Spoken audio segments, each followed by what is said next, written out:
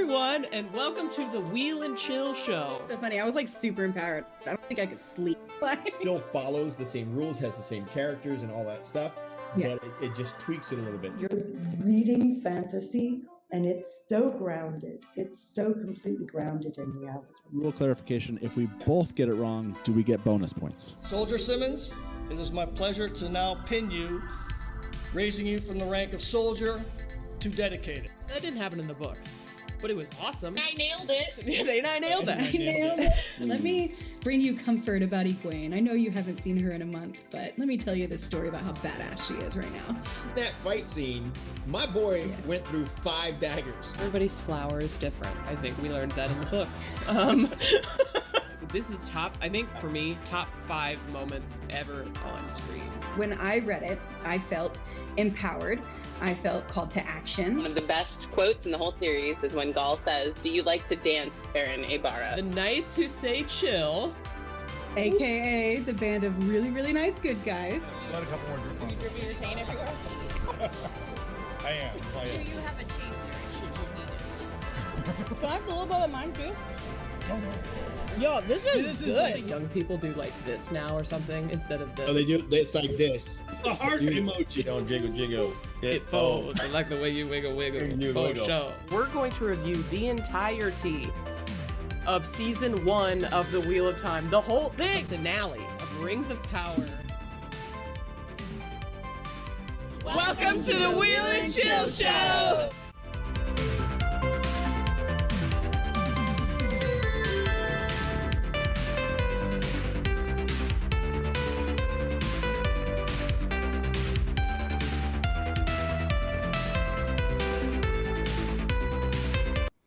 Hello. And welcome to the Wheel and Chill Show. You guys are up to no good while I was gone, I can tell.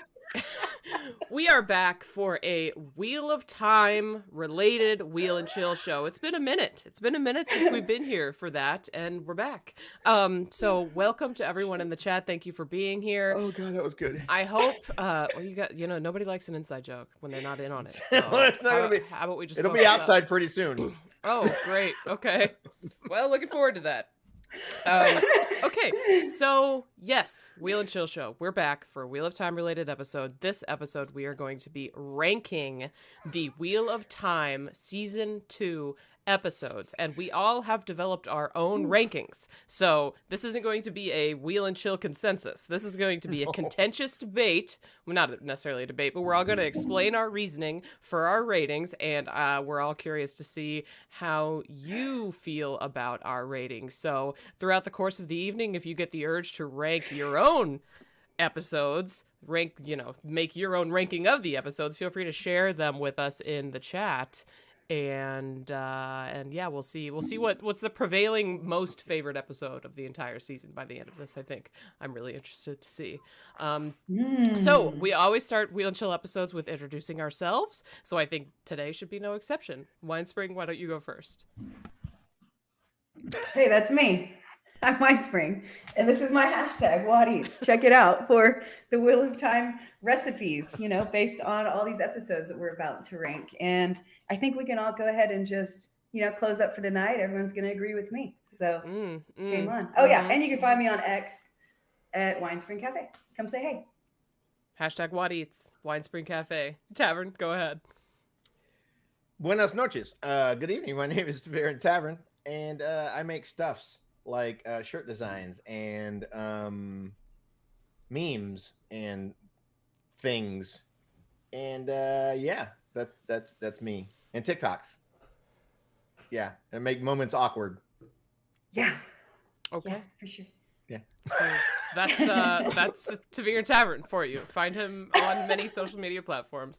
I am Kritter XD. I do Wheel of Time and other sci-fi fantasy content here on YouTube. This is my channel. If you're not subscribed yet, please feel free to subscribe. If you haven't liked the stream yet and you're here, like the stream. I also do TikToks and about the Wheel of Time and sci-fi fantasy and all of that stuff. So go over. I make a post every single business day, basically is my goal. And I pretty much fulfill the goal. So check it out. It's varied and exciting. At least I think so. I'm also on Instagram where I post some of my TikToks, but also photos and stories and all kinds of stuff. And I also have a new podcast that I'm extremely proud of.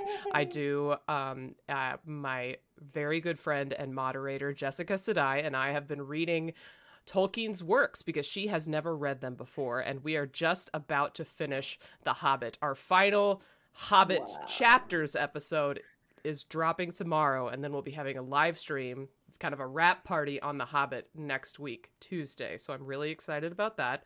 If you don't follow But Are There Dragons, the link to that is in the description of this video. We have our own separate YouTube channel and everything, and Instagram and all of that. So if you're not following us, I recommend it. We have a good time talking about The Lord of the Rings and The Hobbit, because Lord of the Rings and The Hobbit is how I started my fantasy journey, so it's fun to go back to them. And I'm on Twitter as Egwene Elvire. I'm all over the place. I love social media. What can I say? I've got a bit of a problem. But it's an addiction we love. It is an addiction. I'm super glad though to be back here live. You know, this is the main thing that I do live, and I love interacting with the chat. So I'm super happy to see you guys here. And obviously, Ta'veren and Winespring are an absolute pleasure to talk with about all of this stuff. Yay. So without further ado, why don't we get into this? Get into our ratings. I see in the chat here, Light Blinded Fool guessing that I'm gonna steer it to either episode 6 or episode 8. That's an interesting bet. All will be revealed here momentarily. Light Blinded Fool is pushing for 3 awfully hard. That's all I'm saying. Can't blame him. 3's a pretty good one. 3 was okay. Okay. Let's see. All right. How about whoever's in the chat before we reveal our scores, before we reveal our rating? You don't have to come up with your own rating, but how about you put in the chat what do you think the best episode was and the worst episode in the Wheel of Time season 2. I asked this in my Instagram stories, and I'm curious what the people in the chat are saying. And also, just in case there's a delay, I'm going to pull it up on my phone so I can actually see it live. So yeah, let me know. Best and worst, and then we'll reveal ours. Best and worst. My Blinded Fool thinks episode 3 is the best. I understand. I recognize that that's what we get it. We get it. Having issues? Is chat moving at all? Let me see. No, but that's maybe I see test. What if they're not I talking? wrote test, but I don't see chat moving. That's okay. What if they're shy? They can be shy. No, they can be shy. That's fine. They're allowed to be shy. It's okay. But I want to see some grade A. Okay. I graded his test. You got an A. Yes. Okay. Life Blinded Fool's got episode 3 for the best and episode 1 as the worst, closely followed by 4. What in the? Interesting. Light blinded indeed. Light blinded indeed. Matter of fact, light blinded fool indeed. Whoa. Every opinion is valid here. Steve Cook says 1 or 2 for the worst. You better give us the best, or we're gonna be pretty annoyed with you because that's only half the assignment. A 50% is a failing grade. People might be agreeing with me. I'm just saying right now. You didn't finish. 4 is the best. 6 is the worst. Brother Zachariah. Interesting. Lottie thinks 2 is the worst. We're gonna need the best. 6. Okay, Lottie says 6 was the best. All right, sorry, I missed your first thing. 6 best, 2 worst. Okay, 6 is it's a good one. It's a really, really good one. All right, I appreciate all of you guys weighing in. I think it's time to reveal our scores. Do you think it's time? Are you ready? Is it yes. time? Yeah, let's do it. Okay, drum roll please. Best, okay, Laurel, I saw you on Instagram. Best 8, worst, .1. Okay, let's do it. All right, we're gonna reveal it as soon as I can find it right here. Okay. Boom, there it is. Everyone take it in. Take it in. What am I looking at? Oh, give it a second. It's on YouTube. It's gotta show up on Everybody else can see it. You can't see it. What am I looking at? I call shenanigans. I don't see. It's only been like 2 years since we've done this. Yeah. I can't remember. Although, we have changed things up ever so slightly. But still, when have you ever been able to see the things that I'm doing? Go. Never. Right. 8, 6, 7, 1, 3, 4, 5. Sorry. Wow, did you do that just because it worked? Just because it rhymed and it went with the song? No, I actually He- just he thought of left that two right out. now. I saw the numbers and I was like, oh shit, it's a song. Okay, so I think the way we're gonna What? play this is we're gonna kind of take it step by step. Would you guys rather go from? I think we go from worst Yeah. to best. Oh, Okay, yeah. so we're gonna start on the right, which is not the instinct of us English speakers, but this what we're gonna do this time. All right, so we have two people, Tavern and Winespring, that rated episode 2 as the worst episode. Now, why?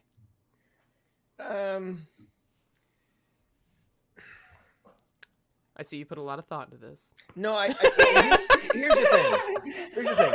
All of the episodes were stellar.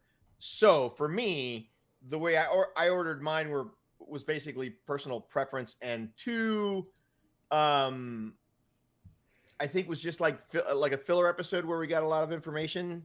I mean, there were some cool things in it, but it wasn't. It just wasn't the top for me. It was Okay. all right. I'm putting something on the screen now that you can't see. That's just, it's going to be my one reason that 2 goes higher than 1.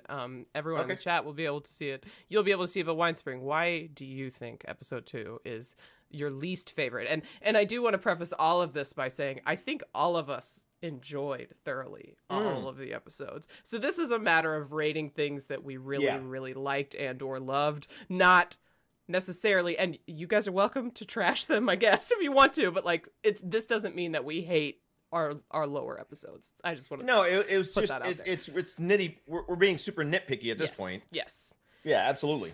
Yes. Okay, Winespring. Why 2 for you? Yes. So, I mean, I got to start by mentioning that, the scene with Errol and Rand was one of my favorite scenes of the show. And still I'm ranking it this low Okay. at the bottom, Yeah. just because the sole fact of everything else is also just so good. Okay. Like, I know that sounds kind of extra and kind of like a cop out, but kind of like you were just saying, they're also, I mean, this is a show that we adore based on books that we're obsessed with, so yeah. Not Okay. only, Loved not only it. that, but Loved it just the 2 least. That's fair. 2 was the start of that dead end plot line, or at least dead end seemingly, with Rand trying to get into Logain to talk to him, and it just didn't amount to anything yet. So it kind of felt like it was a wasted time when he social engineered his way in there, and that was pretty fun. No, that part was awesome. But what Yeah. I'm saying is the end result of that whole plot line was for him to learn, and all he learned was that he could take on anything with his strength and the power. That was Well, he pretty much also it. learned that Moraine orchestrated, but that was this Yeah. is future Yeah. episodes. This is Yeah. talking Yeah. future episodes, but like, okay, so Anyways. I And one more abs- complaint. absolutely. Just we were so deep in the Lan and Moraine drama Mm-hmm. that I really hated watching that and like how she was treating him. So I think I probably That one. considered that a lot. Mhm. That's Oh, fair. you mean the Moraine and Lan? Yeah, Oh yeah. So because I think she handed off to Alana Lan into. Yeah, that sounds right. she did pawn him off on Alana. Yeah. Mhm. I think so. At the end, yeah.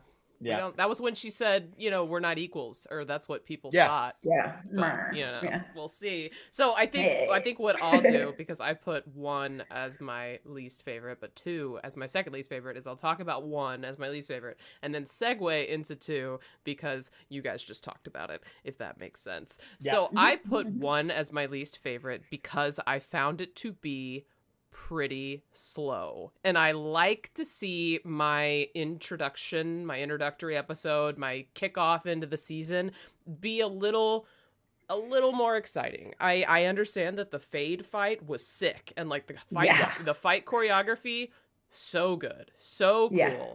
But that was at the very, very end, and the rest of it really felt kind of it just dragged a little bit. And I've heard public sentiment kind of agrees with some people, kind of agree with that one was slow. Like some people on my TikTok comments, for example, were like, oh, is it like I started one and couldn't get into it? And I'm like, well, I mean, that's fair because it was a little, you know, the Land and Moraine drama for me was frustrating. I understand that it was like, we need those two to be able to do something this season because they're amazing actors. Like, obviously, they are. Oh, congratulations to Rosamund Pike for her Golden Globe nomination today, by the way. But it was not my favorite because I don't think it fully tracked with the characters in the book. I don't think they would have treated each other that way, personally. Not even close, So that was one. Mainly it was the Land and Moraine issue and the fact that Rand basically wasn't even there, which I know was just like fodder for the people that say the boys don't get enough attention, basically. Granted, I loved the tower scenes, like Alana teaching them how to channel was delightful. Or like, you know, doing the introduction to the colored weaves and all of that. Loved it. And so that was really great. Perrin being with the Shinarans and having some fun Uno scenes was really great. So it was not all bad at all. I was so happy to get back into this world. It was just the Land and Moraine thing that really dragged it down for me. So segueing into episode 2, I put that as above 1 because primarily we got to meet Elaine in it, and I thought she was absolutely that's a good reason. Delightful. Yeah. That's who I put on screen. All of her scenes were spectacular. She was super, super fabulous. And I just found 2 to be just a little more exciting than 1. 2 also, I believe, if I'm not mistaken, had the Seanchan fight with Perrin and Loyal at the end of the episode. And if I had to pick between the 2 fights, I would probably pick the Seanchan one because seeing Loyal fight got a audible yes out of me. Right? So that was really cool. And let's see, that's all I'm and the Errol stuff was really cute too. I liked that whole thing with Rand was great. And Lanfear's Celine's introduction. It was just it was ramping up a little bit. It went from it started pretty slow and it just kind of started picking up for me in episode 2, and that's why it was my second favorite. So you guys have 2. Your guys' second favorite is different. Anybody want to jump in? I'll let Winespring go first. Okay, so 2.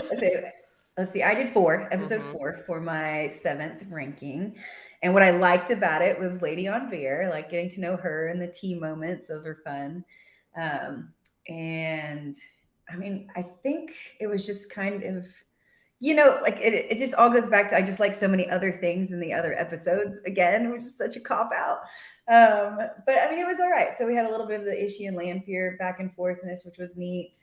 I love that they said honey cakes that episode, but only one time, you know, so I really had to drop it down the list, you know. Could have been more honey cakes. Could have been more honey cakes, I think, is my main concern with this episode. Yeah. And let me look through my notes here. Like, it's funny. I take all these notes, you know, for when we're talking about this. And this one actually doesn't have that many. And maybe that's because I was just watching. I don't know. But it's just, you know, is that the episode when Uno dies? No, that was episode 4? 3. No, that was 3. Okay. Oh, that's 3. Oh, that's why. Yeah. Oh, yeah. 3 at number 1. Yeah. So, I mean, it was good. I mean, it was fun to watch a little bit of Dias Daymar that was happening in the episode, but just more bigger things happening later that I'm more into. That's fair. Okay, Tavern, you had 5. I did have 5, and I had 5 for the reason that I definitely had a reason for it. No, I'm trying to find the tab with our stream again so I can look at it. So isn't 5 the one where Avienda was introduced? 5, I think 5 was all Varen. That's why I've 5 is the one where Rand and Moraine are running for their lives. Yes. With the whole popping the cork on the dude's head. Oh, that was that. Oh, yep. The hand twist. Boop. But yeah, it was a fun episode. Again, I just thought that the other episodes were better. Just like, you know, you appreciated, you know, the introduction of Elaine and 2, which is why you picked it top, above 1. For me, the Lan Moraine storyline just resonated. That's in 1. That's why it'll be on my list later on. But yeah, I mean, 5 was cool. There was that scene toward the end, the fight scene with Perrin and all that stuff, and that was also fun. I just, like I said, I think for me, 5 was just Avienta's introduction. He gets a meow from Tavern. Remember this day. Remember this day. Oh, and Dane Bornhold, right? And Dane. Yeah, and Dane. Yeah. I mean, Dane, little baby Dane. Yeah. Little baby Dane. Okay. All right. Interesting. Okay. So I'll say then, Winespring, what are you snacking on there? Oh, look. I have some pudding. Wow. This is the Women's Circle banana pudding. You can find that on #WhatEats. It's an easy recipe. It's delicious. Just in time for Christmas, you guys. Little Wheel of Time with Christmas. Okay, before you take that bite then, Winespring, since I have already talked about episode 1, why don't you hop into your choice for 3rd? Oh, God dang. Okay, 3rd is 1 for me. Exactly. Yeah, here we go. And so, okay, I liked what we did with the Landrin in this episode. Let's see. And Nynaeve with the Warders was in this episode. So it's so funny. So when I was writing them, I wrote like what I liked, not what I didn't like. So I'm not ready for this, not what I don't like. Yeah, right? That's how my brain works, I guess. Yeah. So I love the scene where, Nynaeve is, sword training, with Maxim and, what's his name, y'all?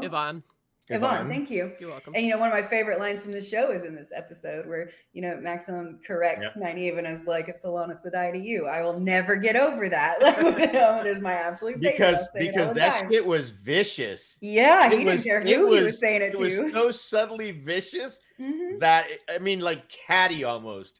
That's Alana Sedai. Delicious. It was amazing. Line. Yeah, I mean, because we see, I think it's later episodes. We see other warders kind of like sucking up to her, like, "Where are you headed? What? Yeah. Asha, you going? Sup, girl?" And these guys were not doing that. They were not doing that. They were there to challenge her and help make her better. And oh man, it was delicious. It was pretty good. Yeah. Let's see. Let me go to. Never forget the introduction of Varen and Adelius in episode 1. Yeah. The shirtless land scene. Never forget. Never forget. You're wearing too many clothes. He's wearing too many clothes. Yeah. Yeah, and I liked the introduction. It was fine. But I think what I was realizing as you were sharing, Kritter, is that I watched all 3 of them, 1, 2, and 3 together, how they were released.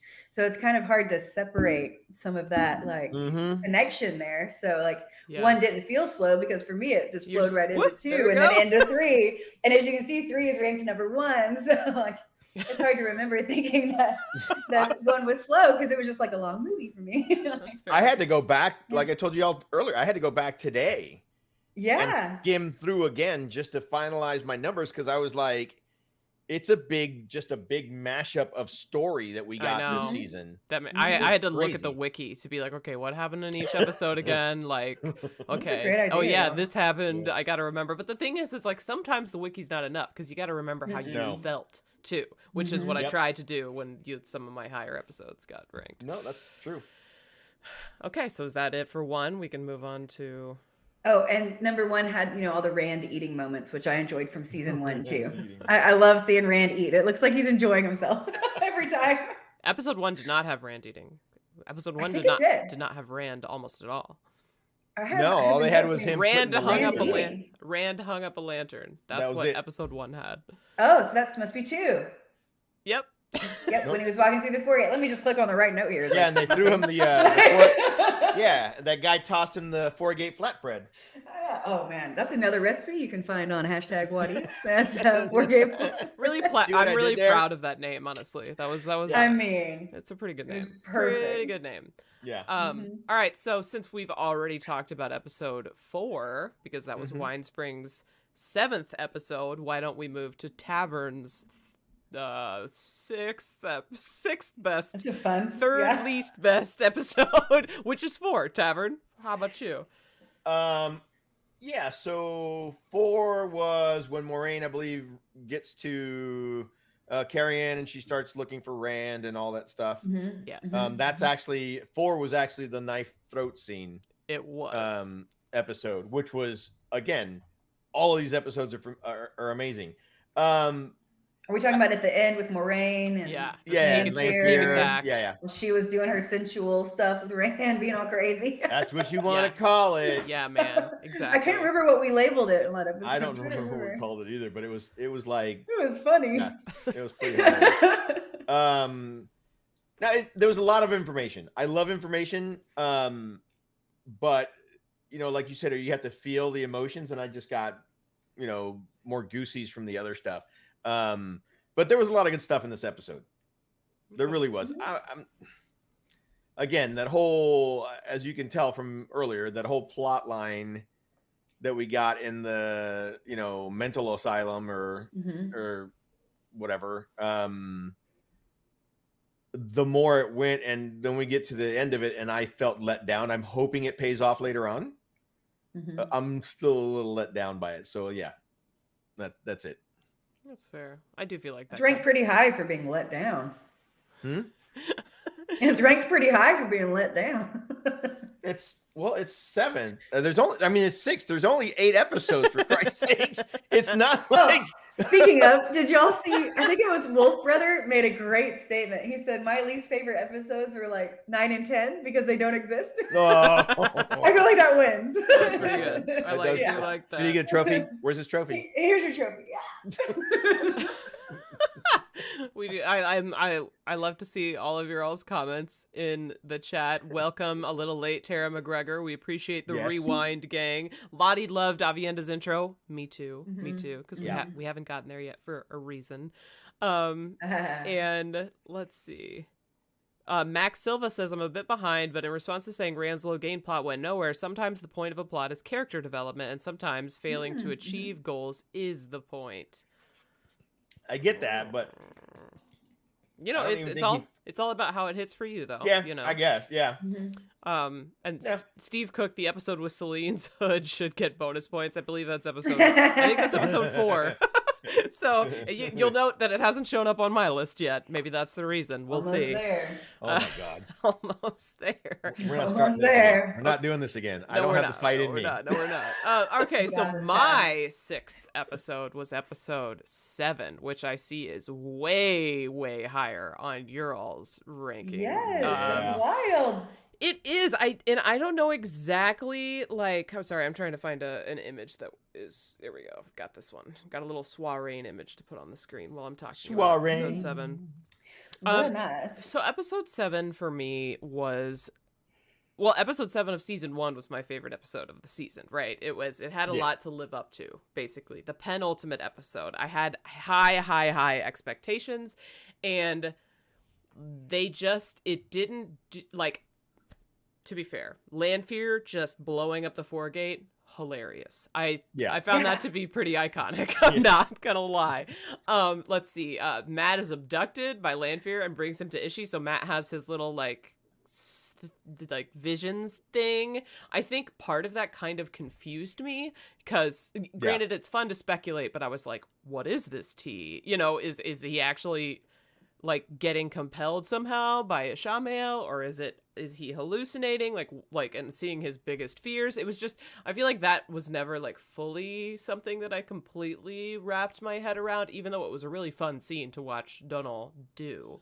If you want to experience it, Kritter, on hashtag What Eats, there is Issues Amalgamation Tea, so you can give that a shot yourself. I should give that a shot.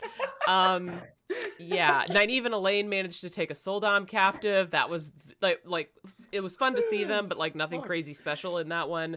Let's see. Perrin and Avienda met up with Bane and Shead, and it was super fun to see Bane and Shead, but that G.E.T.O. scene fell slightly flat for me because the explanation, because the explanation didn't jive with my understanding of G.E.T.O., right? Avienda was defending herself and therefore didn't protect the woman who died. Like, you have no toe for that. She wouldn't have any toe for that. And so that's why I was like, forced. It was a little, it just felt like maybe that one slipped through the cracks as far as like Wheel of Time lore checks goes.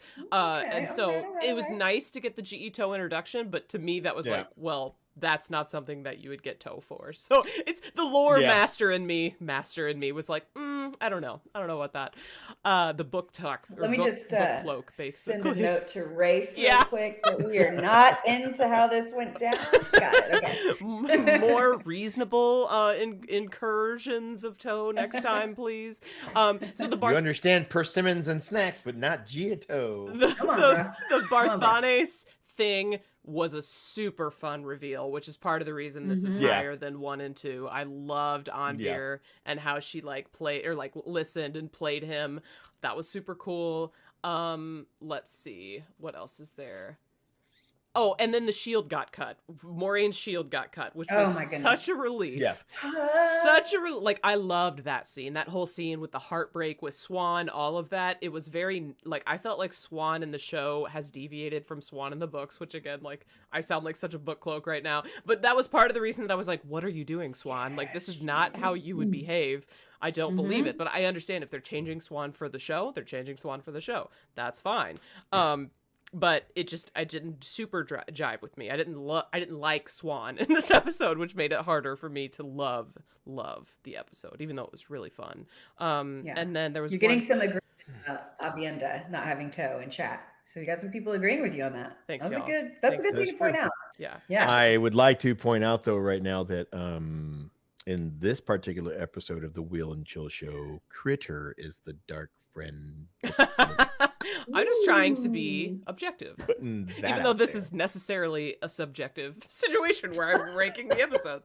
God, there was one other thing that I wanted to talk about. I love the balance we bring. And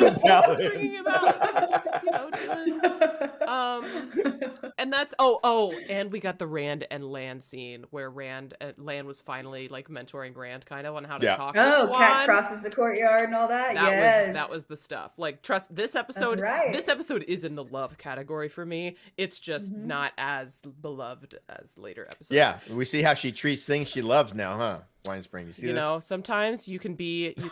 I mean, I ain't complaining. What is the? What's the word where you're like tough on the things that it's tough love? I'm giving it tough love. Okay, that's all. That's tough word. What's that tough word? I can't figure it out. It's tough love. I'm giving that episode tough love. It didn't do what a penultimate episode should do for me. You damn near named everything that did it for me. Oh, I love that though. I can't wait to hear like what really did it for you, because it versus how it didn't do it for me. Do you want to go Tavern first? No, 7? we're on 7, right? Oh yeah, we're moving on, right? No. Do we want to hit 7 while we're at it? We all did our 6. Yeah, we've all done our first 3. Yeah, so that means the next one for Tavern is 3, which whoa, and then me and Winespring both have 5. Interesting. So why don't? All right, sis. Why don't Winespring? Why don't you go? Yeah. Okay, let me pull it up. So we're doing 5. Okay, super ready, obviously. Okay, so 5 is ranked right, getting closer to the top because of everything with Varen. I love all the sleuthing Varen did. The Aes Sedai speak, that she had going on, especially with like Shiriam and with her, 2 brown sisters that she was speaking with. I can't remember their names. I really enjoy Jessica. And I don't know the other one, but I remember. And their drinks, Oh man, it was so good. Yeah. We have the moment where Varen's in the hallway and Leandrin comes in and she's kind of like gently talking to her, and you just see her. She's like, Leandrin, I got your number, and they're just like, but look, I have asparagus, I've got asparagus. I'm completely not a liar. Asparagus is white. I got this drink from Jamba Juice, and the only Jamba Juice that's open right now, everybody knows, is in Tanchico. Everybody pretty knows. much, yeah. So that was interesting, and then we have the moment where like Sarath gets her nails cut off. So that was pretty intense, watching that. And, the Horn of Valir being delivered in that episode was pretty good. Mm-hmm. And let me see. I think we got some more with Moraine and Rand that was really good interactions in this. Yeah, Yeah. this is when she's like, this is Rand to Anvir, right? That's the episode. Yes. Yeah. Oh man, so good. So I really enjoyed that. No, Getting a little actually, bit no, more that's of not. Rand. Wait. Oh, you said 5. Never mind. You're right. Yeah, right. we're on Sorry. 5. And and obviously the highlight of the episode is when Ishi turns over in bed and sees Rand there. Lanfear is acting like she's Rand. I was trying to pick the photo to show, and that's the one. It's the That's one. the with one? Rand Okay, Shamael. yeah. One of the creepiest things in that Yes, entire so season. Beautifully not uncomfortable. creepy. I didn't find that creepy. I mean, It was it was, so- okay. oh my god, yeah, it was awesome. I love it. I guess it's just me. I don't know if anybody in chat land deals with this, but the thought of being dead asleep and waking up next to Yosha. Sorry. Well, what? okay, listen, next to Yoshi is one thing. Doesn't matter who What it a is. point! What a They point were you made. there- May I when you- submit? Good morning, Yosha. They were there when you laid down. Have some And your tea. first instinct is to, hello, heater. How are you? No, it's creepy. It's creepy. I don't know. It was kind of cool. But if they got into bed with you, they clearly wanted to be there. He's done that to every single one of them, almost. At least the 3 guys. I loved this scene. Sorry, Winespring, were you finished with episode 5? Or... I love that scene, so that's a good one. And then we have more with Elias and Perrin. You know, a little bit more, trading there. Yeah. You know, Yeah. getting to know like that Wolf Brothers side of Perrin Wait a was minute. really good. Is that when we found out Hopper? When he learned Hopper? No, that was episode 4, I believe. Was it 4? Episode 5 was when Perrin and Elias broke up. Oh, that's right. Where Elias said, she is not your pack, about his wife, who I'm still convinced was a dark friend. Yeah. Or and, no, she's not your pack. Your wife is not your pack. Yeah, that's what he said. And we have Avienda, being like, Perrin Ibarra, do you like to dance? That line, we that got was a good in line. 5. So that's another reason I liked it. It's moving up the ranks. And, Oh, yeah. where Tavern has it. Geez, Tavern. Whoa. It's ranked at 7 in the world. Whoa. So, I mean, golly. Yeah, so I think those are my reasons. Yeah.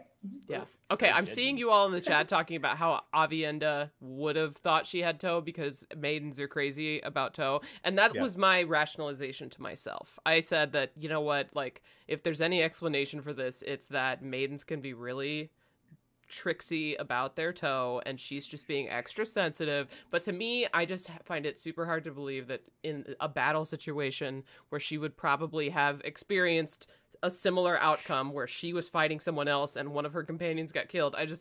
It's a tough bridge to cross for me to be like, oh, in the situation that she's been faced with probably a million times that she understands is just a part of life, she would think she had toe for that.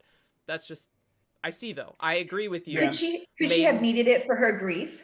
I mean, maybe. Beat me up physically to help me move on emotionally. Maybe. It's not healthy. We're gonna not do that in real life. Super not healthy. That's not good. But it's a it could be possibility. there. Yeah. It's a possibility. It's a possibility. Don't do that. That's not good. So, Yeah. since I also had 5 as my 5th episode, 5th best episode, and part of it was the Forsaken scene. A big part of it was Avienda's introduction. I loved the Varen stuff.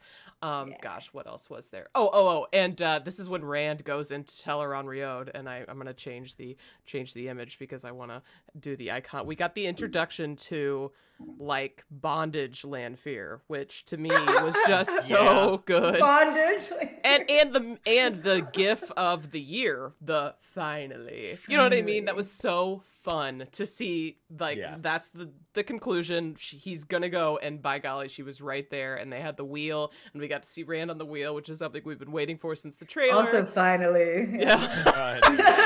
Actually, not even the trailer. I guess we've been waiting for that since like the season 2 rap video, which was in the behind 2021. Yeah, it was like forever Yeah. ago, and so that was a major relief. And let's see. Wait, didn't we get that at WatCon? At the Was first it? WatCon? Maybe. We got deleted scenes. Oh, we got deleted Okay. scenes, but I thought maybe they not. released just Tam and his honey cakes. Yeah. Mhm. Oh yeah, and that's true. yeah. And then there was one other thing that episode 5 was when Leandrin Hold on. Is that when Leandrin betrayed them? Let me see. Let me look. Surath receives Nynaeve, Elaine, and Egwene as dominate from Leandrin. Yeah, so we get that Leandrin Surath scene, which was super fun. You know, two dark friends being little turds back and forth to each other, and then the one power fight. So it was a great episode. I love it. Oh wait, no, sorry, I keep looking at episode 6, but that one I keep doing that too. Way further up my. We get the Nynaeve Leandrin conversation though in the waves, when she's like, every woman has her price, you know, from Leandrin. That was so intense from her. Yeah. Basically, it's really good. Also, the Shiriam being compelled or compulsed or whatever, that like having that be the oh my god, there's Black Aja in the tower kind of a thing for Varen was fun. And sorry, I keep talking about it. This episode was great. Really, really liked it. Tavern, you had 3 as your 5th best episode. Please explain that. Please explain. Why does that sound accusatory? Because it is. Just curious. Just purely curious. I thought this was a safe space. It is. It's not. Oh. It's not. It's not. My bad. It's not? Okay. Wow. No, so 3. Of course, we had the giant-sized cold open. I should call it a warm open, with Nynaeve. In episode 3, which again was spectacular. And so 3 falls to my 6th place. Is it 6th place or is it? This is your 5th place. 5th place. Falls to my 5th place, primarily because it was kind of expected. Like we knew what was coming with her time in the Terangrial. Right during the test, we didn't know how it was gonna. No, they did change it. We didn't know exactly, but we kind of got the gist of what was about to happen, right? And it was from all of the leaked photos and the photos that they put out, kind of where we saw Elaine channeling at the arches, so we kind of knew what was going to happen. So for me, it wasn't as surprising as some of the other stuff that happened in the season, and that's why it's there. So, Light Blinded Fool would like to say to you, Tavern doesn't want the show to follow the books. Got it. Yeah. So he's calling you out a little bit. Getting called out.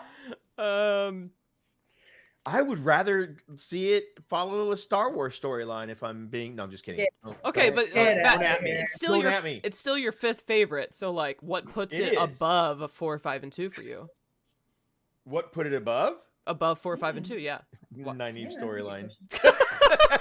Right? So it's because even though it was predictable, it was still that whole thing was so still much highly watchable than the other episodes. Yeah. I mean, are you kidding me? That was literally like an episode of Nynaeve by itself. How can you not love that aspect of it? I mean, a lot happened. We need to move episode. this up.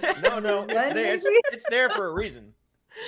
Okay. So that's fine. I guess now I will move to myself with my 4th choice at 4 because you have both already talked about it. 4.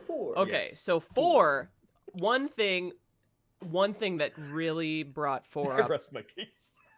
One thing that really brought 4 up in my ranking was the end. The surprise. Slit throat situation. I love to be surprised, and I some people said that they were like expecting Moraine to show up. I did not. I was just waiting to see what Lanfear was gonna do. Yeah, and then she didn't get to do it because Moraine showed up, which was so shocking and amazing, and I just freaking loved that part. I was not expecting her to show up there. Yeah, no, definitely not expecting her to show up there. I knew she was. I mean, we talked about this even before these episodes kicked off, where we said, "Yeah, Moraine is headed for Carrion to face off with Lanfear." Right? We had discussed that. I thought it might have been a little bit more public. Yeah. But no, the way they did it was amazing. Yeah, it got me too. Like I literally jumped. Yeah. It was a good jump scare. Good jump scare, yeah. Yeah. So Moraine, they've done it a million times. A blade coming jump out. Scares. Moraine meeting with Logain was fun. I got the sense that this episode was when Moraine's plot actually got fun, basically. Like I was waiting and waiting and waiting, and then finally Moraine like came into her own. It was like, no, I am the puppet master. Let me remind you, you know, and that was really refreshing. Let's see. Oh, episode 4 was when Perrin and Elias and Hopper bond. We got the Perrin scene. Yeah. So that also, along with the final part, the throat cutting, that part really brought this one up in my rankings. Let's see. We got the reveal that Min was approached by Ishamael and all that stuff. I think that was a cool moment. It was a cool moment, but it wasn't like it. I was torn on it because I was like, oh my God, Min and Ishamael, what's happening here? Do I like this? Do I not like? You know what I mean? I wasn't sure. I'm still on the fence about that whole thing. One thing that brought it down, even though there were some amazing moments, was the Lan Alana plot. Like I didn't need to see Lan peeing on a tree. I don't know if anybody did. And so that was kind of like I was at this point I was hoping for more Matt, and I got more Lan drama, and I was like, I love Lan, but this is not a thing that I think would be happening with my Lan, you know. And so Book Cloak Critter came out my Lan to bring 4 just a little further down the rankings. And then let's see, just that the end was incredible, and that's basically what brought it up pretty high for me. I mean, that was his that scene was his new sword form, watering the roots. Here's your trophy. It's the first one you learn as a child. I'm just going to tell you right now. They teach you that early on. Nice. So water the roots. I want to remember that one. Write that down right quick. So let's see. We now have Tavern's number 4 is number 1, which Winespring and I have already talked about. So let's talk. Yes. You explain how 1 made it to number 4 for you. 1 got to number 4. 1 again. That's no other. That's one-on-one. Lan. Okay, so y'all know Lan's my favorite character. His storyline right from the get-go from episode 1 was probably one of the truest to the characters in the books. I mean, Moraine's got her, but Lan was Lan from the get-go. His main thing was protecting her regardless of how much she was trying to push him away. Episode 1 was like an Agatha Christie kind of thing. There was a lot of mystery, a lot of intrigue. We got to see the mundaneness that is the White Tower from a novice perspective. Yeah. I mean, there were a lot of really cool things that I felt as an episode, even for not just a book reader, you know, like or book readers like we are, but for people that are new to the series and are show only. It was a good way to reintroduce them into the Wheel of Time and start building that anxiety, right?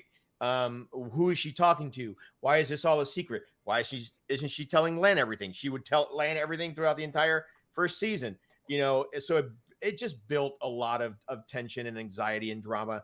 And I just think it set up the whole season perfectly. Okay. It definitely set...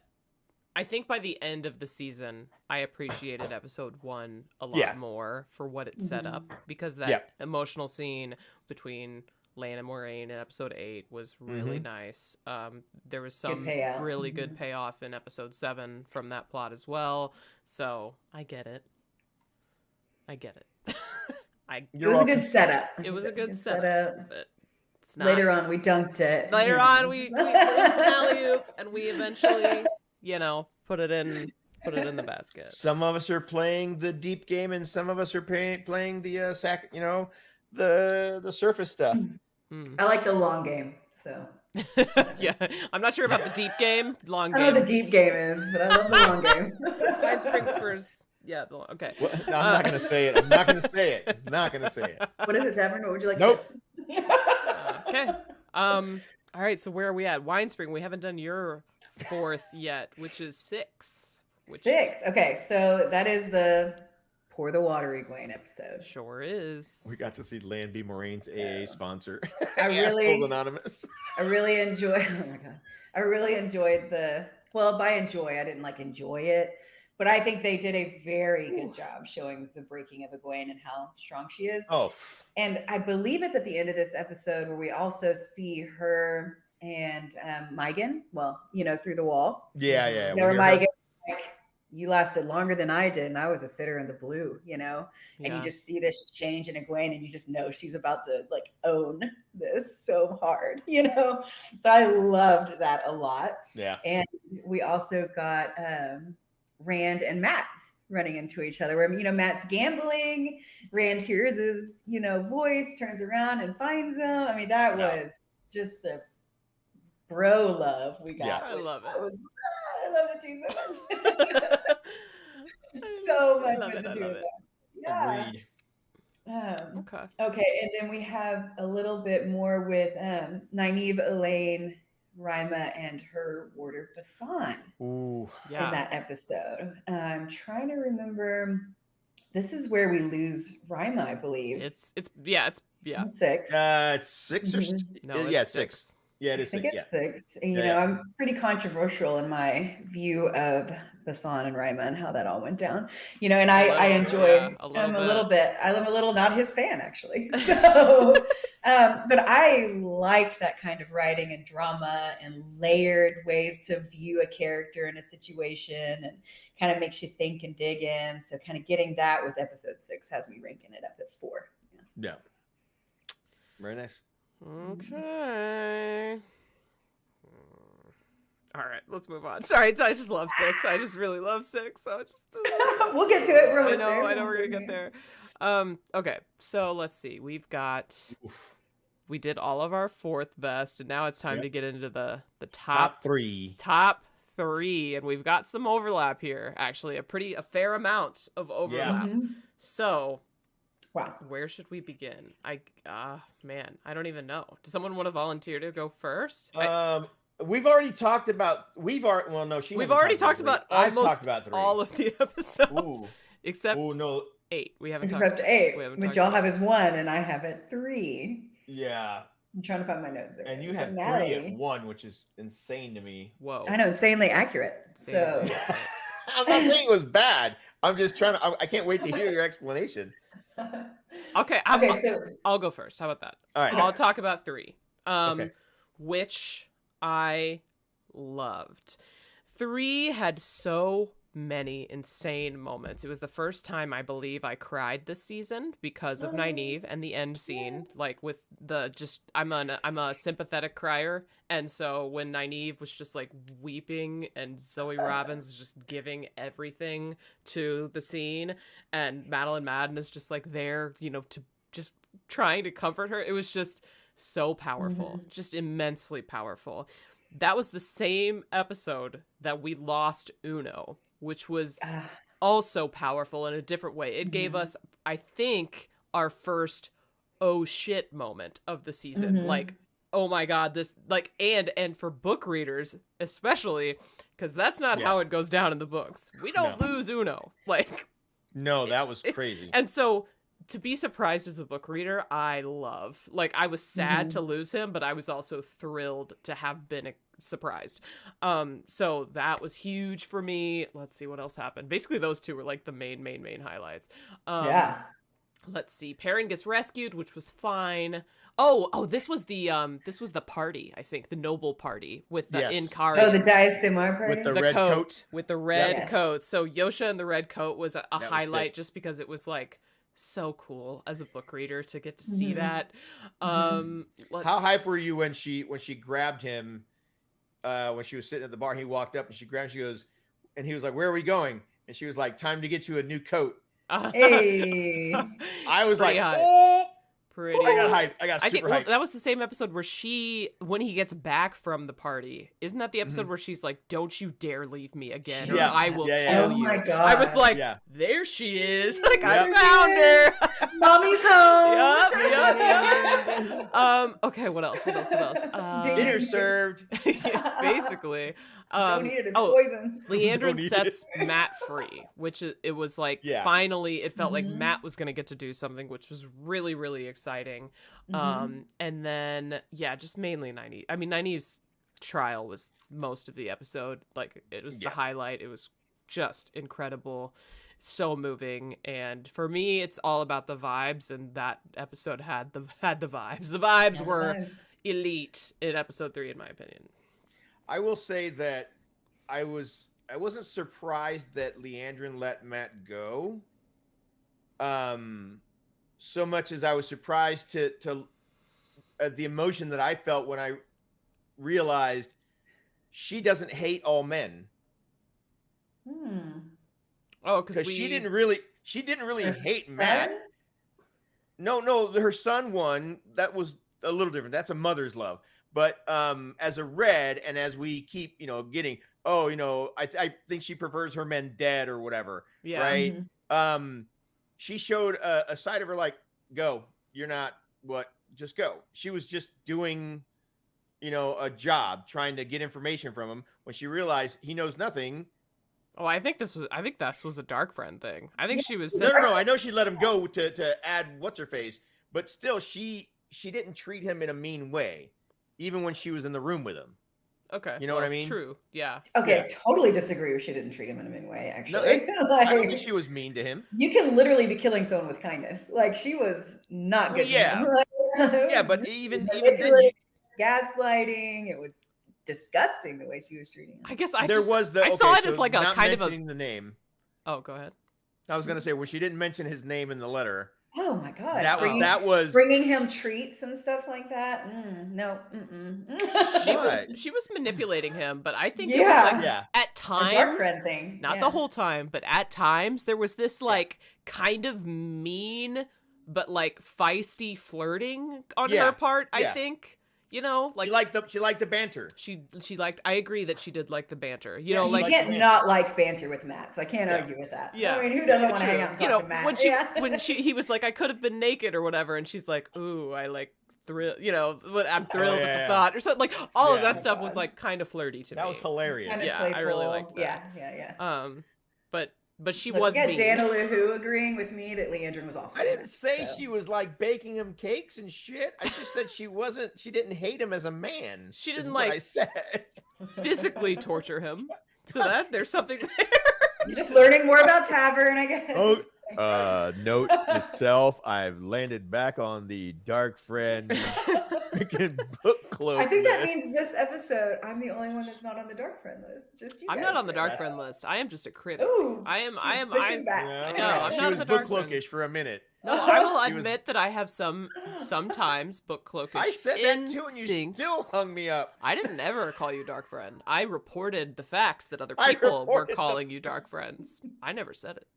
Look, let's all calm down. Let's all calm down now. Anyways, so that was episode 3 for me. We've already talked about, let's see, so Winesprings 3 is 8. We haven't talked about 8 yet, so let's have Tavern talk about 7, because I've talked about 7 already. 7. As your number 3 of the season. It is. And that is... so there's a lot of stuff that happened in 7, right? I enjoyed the Matt stuff in particular, even though it was a little confusing. I still think that even though we thought that maybe we got glimpses of Flicker after he drank the tea, I still think some of that was not just Flicker, but it was also red door frame Terrangril stuff that was happening. Before you go any further, I love how vague you're being. Let's keep it that way. Yes. Okay. Well done. Well done. Thank you. I'm a dark friend. That's what we do. Anyways, he's admitted it. But yeah, no. So at 58 minutes and 0 seconds, Tavern finally admitted it. The meeting again, like she said earlier, when Rand ran into Matt, the same thing when Matt runs into Varen. When we talked about the episode, I said it then. It was like he was literally running out of a fog, right? Back to his friends where he was separated from. Like, just incredible. The Heroes of the Horn. Well, no, that was the episode 8. Sorry. And that was the meeting was episode 8 as well. Sorry, I'm a little confused. But You got to stop We me get when I it. do this. We get 'cause I'm it. like, there's so much. I'm just trying to let you do your We're thing. pulling threads at the same time. Well, You are, I mean, Tavern, it's like so- it's so much and it's so confusing. The whole thing with Swan and Moraine. What did you that like was about it? The moment that whole thing went down, right, and she's laying there, and actually when she compelled Moraine, pretty much, and all of that, I immediately went back to the Jatara thing when she says, "Tell no one of this," and Moraine, and actually from the moment she said the dragon is born, he is born again or whatever, and they pan up and they show Moraine and she looks over at Swan and Swan's looking at her, and like their whole life just changed in that instant, right? It was powerful. It was super powerful, but it also, there was a look on Swan's face that was a little bit fiercer than Moraine's. So when all of that went down in 7, I was like, I didn't see it coming. Honestly, I didn't see it coming, but when it happened, I was like, and it, you know, I had that throwback to that look that she had on her face, and I was like, this is going to be either the best hidden thing, like they planned this, you know what I mean, like the best. I do the know best what you fake mean. Critter's like, no, I in don't the buy history it. of ever, or it's a rewriting that's extremely sad, right? Which Oh, is yeah. good for the emotion. It's Which good is for great TV. for the emotion, and it's no, I'm not But complaining sad. about it. It's super it's sad. I'm not complaining about it, but I mean, Right. to see that level of a relationship go down that quickly, you know, After 20 years. yeah. Fish It was wives incredible. no longer. No more fish wives. No fish fry for you. No. No fish wives. Wow. Yeah, it was Wow. really cool, and oh my God, Varen just laying down the bitcheth for Leanne. On Leon. Yeah, Leon. But, oh my God, that was so good. Yeah, she Anyway, owned her. You're clever. She owned her You're so good. Clever with your words, Ta'veren It was Sedai. rough. That was a rough one too, and I still haven't seen Leanne come into her own. She's just been Not walking yet, she around will. stomping. I want to see her just. I don't know if she Oh, hasn't it's come into her own. That woman is fierce. Oh no! She looks She's fierce. But we haven't really seen a whole lot of her. We've just seen little bits. I want to True. see her just True. explode. Right? But we But only got anyway, little that's- bits of her in the books Yeah. too, so this is accurate. But That's true. She should be making more of a play in future So that's seasons. where I'm at with 7. That's where you're at with 7. Okay, nice. well, Nicely done. Winespring, we're to you. Okay, so I have episode 8 ranked at 3. Yes. You know, and as we got to the top 3, this was really kind of difficult. You Mhm. know, I Yes. just want y'all to know I took a walk, I had some tea, I made some pudding, I cried about it, I had a nap. You know, I really had to like fight myself over these top 3.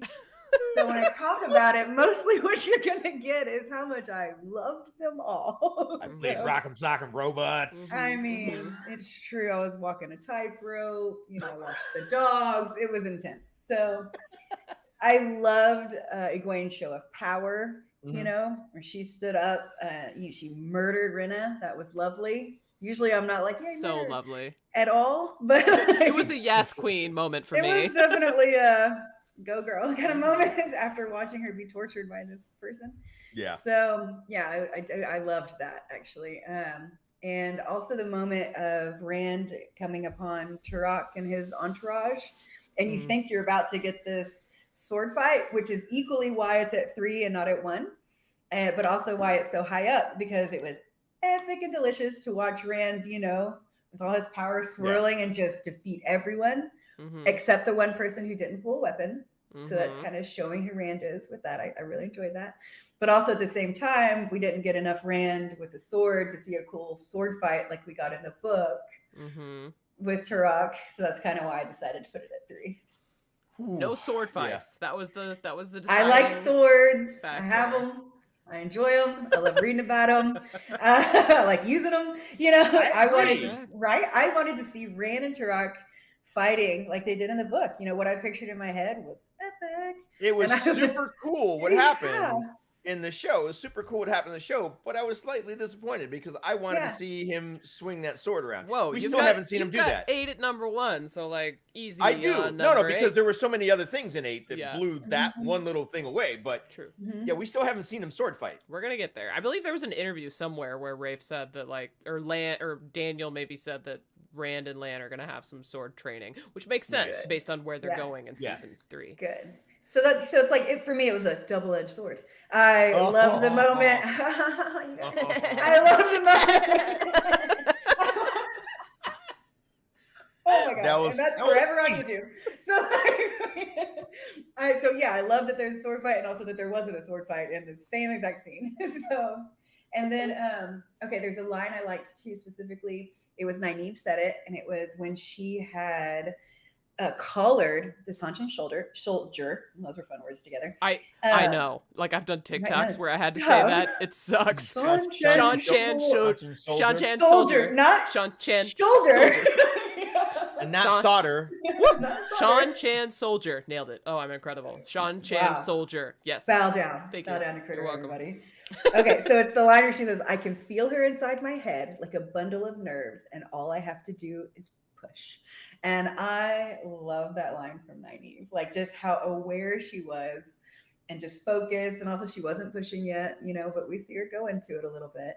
But like seeing her dressed as the soldier and kind of getting ready to go get her girl kind of shows that wisdom side, that protectiveness of her friends, which makes her Nynaeve, how far she's willing to go into hurting somebody to give to her friends and protect them. Yeah, love me some Nynaeve. She will F you up. Moments. She will F you up if you mess with she her will, people. She will push that bundle of nerves. She sure will. Bye, Tavern.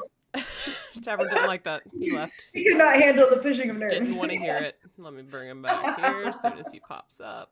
Oops. That was a double entendre. I don't know what happened there. Back. Welcome back. You know that. Oh, that's wrong. I just showed you on the. Doesn't matter.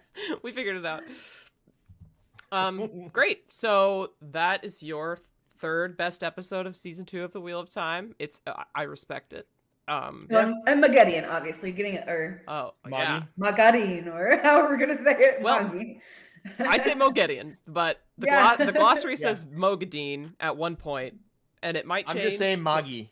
Moggy's a good choice. Yeah. Moggy's good. Moggy's it's a you can't go wrong with Moggy. You can't. You truly. So again, that intro and seeing the fashion, her what they had her dressed in was really intriguing. So I can't wait to see what they do with her. Yeah, it was really cool. Yeah. You can't, talk about episode 8 and not mention Moggy. It's so true. Completely. I'm not gonna lie, she kind of reminded me. She was dressed. It kind of reminded me of the giant statue from the beginning of Squid Games. That turns around the red light, green light thing. It's pretty funny. No spoilers. It's a good show. No spoilers. Yeah. All right. So, Tavern, why don't you get into why 7 was your number 3? Didn't we? I thought I talked. You about already 7. did that. We already did it, and I already did mine, and Winespring did hers. Great. Okay. We're moving on. Winespring. No, you just talked. Tavern. Why don't you talk about why 6 is your second best? And then I'll join you because it was also my second best. 6, of course, everything, the Egwene storyline was... That's all you got to say. Yeah. I mean, seriously, for that episode, the Egwene storyline. For most of the final episodes, 6, 7, and 8, the Egwene storyline is a huge part of it. I don't know why they would give such a huge part to such a small character in a series. For 3 episodes straight, but clearly she had some acting. No, I'm just kidding. I loved her. I loved Maddie. The storyline was amazing, but I have to give Kritter a heart attack at least once a stream. I mean, did you see her face? Yeah, no, I know. I could see it. I was for a second there. I thought I saw a finger coming out of the screen, sort of like in The Ring, and I had to pull it back. I could remove you from this broadcast at any time. Just know that. Yeah. 6 was Egwene. 6 was Egwene. 6 was also Rima, which was like those two. Okay, so I think it was a wild episode, and I think it was a masterclass in building like just coming to like an emotional crescendo, and the way that they paired Rima's plot with Egwene's plot, and the pour the water Egwene, and the repetitiveness and all of that, just it was like, it was perfect. There's nothing really I can think of about that particular plot that I didn't like. Obviously, I hated all of it, which is exactly the point. Like, that's what you want. Yes, they did a good episode. job making you hate it. Yeah. She physically, psychologically tortures her, and Madeline Madden just slays it. Nynaeve and Elaine are with Rima, and Nynaeve accidentally channels, which brings the target on Rima's back, and Rima sacrifices herself in that final battle, especially because Rima was using her ability as a yellow to fight in a very unique way. Ooh. Such a nice touch. Like, just she, like, pretzeled a human. Yeah, exactly. Exactly. Let's see. The Lanfear's trying to, like, you know, parlay with Rand and get him to join with her, which is fun. Anything with Natasha O'Keefe is going to be super fun.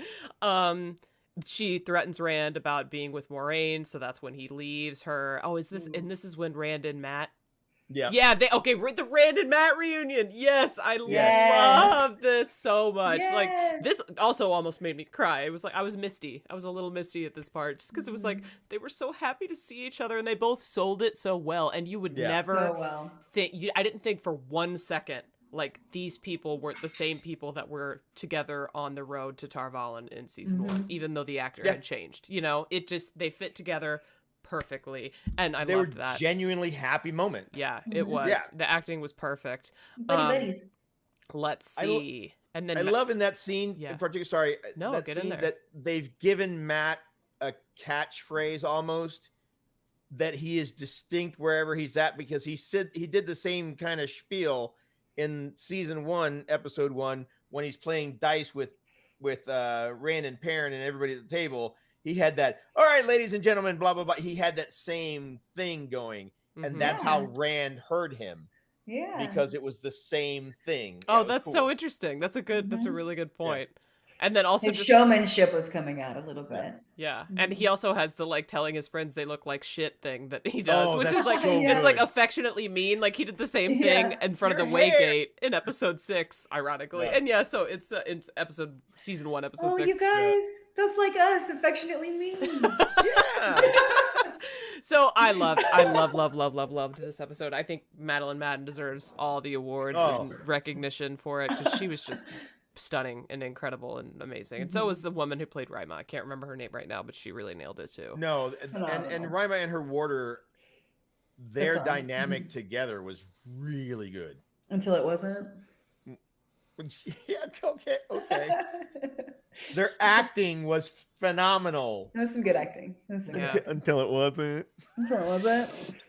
It was. And Dana Luhu in the chat has such a good point. Matt was such a high reuniting with Rand, and then Min brought him all the way back down. Like, he thought they were friends, and she reveals that she brought him there as like a ploy, and he's heartbroken. But then he once again leaves Rand behind, or, like, you know, lets Rand leave him behind because he doesn't want to betray him again, essentially, which was so heartbreaking for all of us, because we're like, Matt, stop it, you're fine, we know you're a good person. But he didn't know that, and so I think it added to the whole plot of, like, is Matt good, is Matt not good, and it helped tie season 1 in with season 2 really well, and it created the perfect build up for what happened in episode 8, in my opinion. Well, yeah, that's the cool thing, is because now they've established, right, for non-book readers, right, for new people, they've established that Min's viewings come true.